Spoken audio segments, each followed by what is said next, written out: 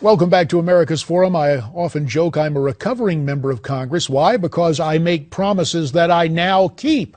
Joining us here at the anchor desk, Dr. Ben Carson, author of the new book, You Have a Brain, a teen's guide to thinking big. A big presence in this segment, in addition to you, Dr. Carson, is Jack Bergman, who's co-hosting from Newsmax Washington. But Dr. Carson, as we welcome you in, let's think big.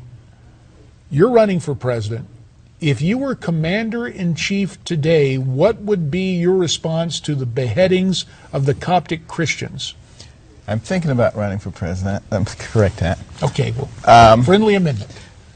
I am extraordinarily concerned about the fact that we are not responding to the atrocities that are going on over there. There's a tremendous leadership void, and I would fill that leadership void by making it very, very clear that we are going to react in a very strenuous way to any kind of atrocities of that nature. I believe we should use every resource available to us. Nothing should be off the table. This whole concept of we can't put boots on the ground because of what happened in Iraq is silly. So the threat that Saddam Hussein posed and Al-Qaeda at that time is on a completely different level than what we're looking at now. And it is extraordinarily immature to equate the two and the reactions. And, you know, Doctor, ISIS is a group that really wants to destroy us. They want to destroy our way of life. And we have two choices. We can sit back and wait for them, or we can use the resources that we have to destroy them. Our military is extremely good. Our leadership in our military is very good.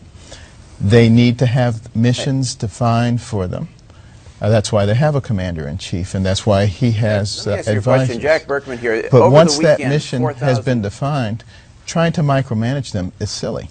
Dr. Carson, Jack has a question for you now. Okay. Sorry to interrupt, Dr. Jack Bergman here. Over the weekend, 4,000 troops went from Fort Carson to Kuwait. It just seems to me that's kind of an anemic force. Just following on what you're saying here, if you were president, do you have a sense of the size of force you would send over there? I mean, most people on the right are calling for 3 or 4 times that number. What would you do as commander-in-chief?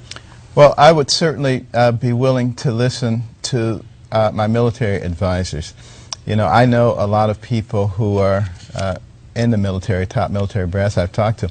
They're very smart people. They have very good strategic planning. And I would listen to what they had to say in terms of the number of troops we needed and how we needed to use them. And the other thing, I have to emphasize this, there's no such thing as a politically correct war. Our troops have to understand that if they go in and they fight, that they're not going to be prosecuted when they come back here. That we're not going to have some bunch of people saying, you did this and you shouldn't have done this. This is not the way you fight a war. And we have to give them esprit de corps. And we have to know, they have to know that we have their backs. Mindful of that, one of the criticisms of the president's request for an authorization of the use of military force comes from my old colleague Mac Thornberry, now the chairman of the House Armed Services Committee. He says this language is drafted in such a way that lawyers would be interpreting the rules of engagement, that again you would have a war that was litigious rather than true military conflict. Does he have a point? Well, he does have a point. That's one of the reasons that, you know, my book, One Nation, I said that we need to make some rules for our legislation. And that is, everything should be written at the level that can be understood by an 8th grader. Not something that you need a gaggle of constitutional lawyers to interpret, because it leaves it open to too many different interpretations. And to me, it says that they don't really know what they're talking about. Oh, this gobbledygook. We don't need that. Hey, Doctor, while we have you, let me ask you this, maybe a focus on 2016. A two-part question. Have you started raising money? And how do you see yourself going up against some pretty formidable fundraisers like Jeb Bush? Well, you know, the way I look at it, there are millions, hundreds of millions of people out there. And we will see what they are willing to do. There are also some big money people that we're in contact with. I'm in the process of evaluating all of this, making sure that the adequate amount of support is there before we make all the appropriate announcements. And mindful of that, you offered that friendly amendment at the outset that you're thinking about running for president because all of the laws and all of the regulations that surround that particular topic. Yes. Let me ask you about the situation that's unfolding now. The funding for the Department of Homeland Security has not been secured, has not been given by the Congress. The president is moving full speed ahead with his executive amnesty.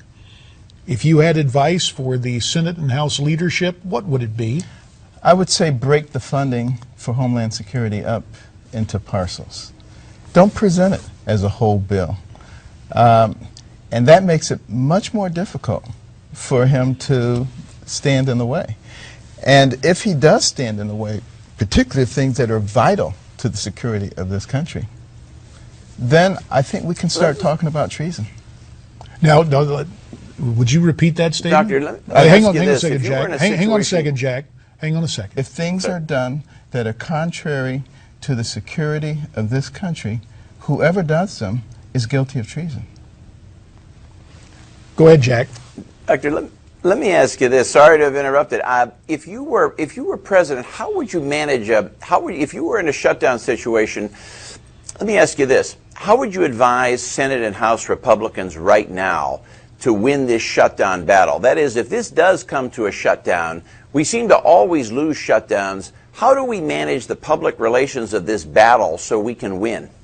Well, about a minute to answer this, Dr. Carson. First of all, you need to recognize that you're going to be blamed no matter what. So if you're going to be blamed no matter what, get something out of it.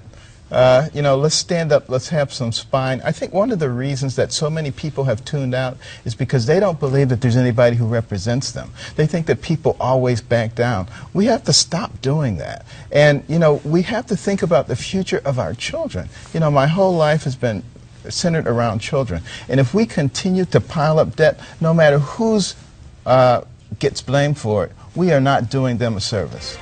And speaking of children and today's Americans, the new book from Dr. Ben Carson entitled You Have a Brain, a teen's guide to thinking big, but not only for teenagers, for the rest of us too.